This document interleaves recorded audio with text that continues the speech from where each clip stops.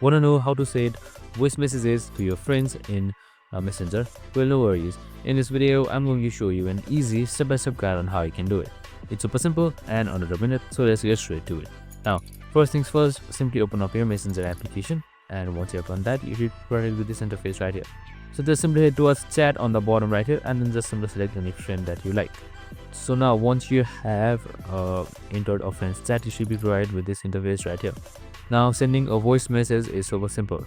So under here you should be seeing various interfaces where you can send messages, emojis and much more. And right beside the message tab, here you should be seeing this mic icon.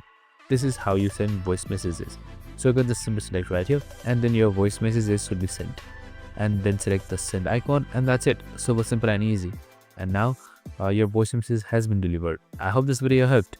If it did, make sure to like, subscribe and tune in with us for more of these videos. See you in the next one.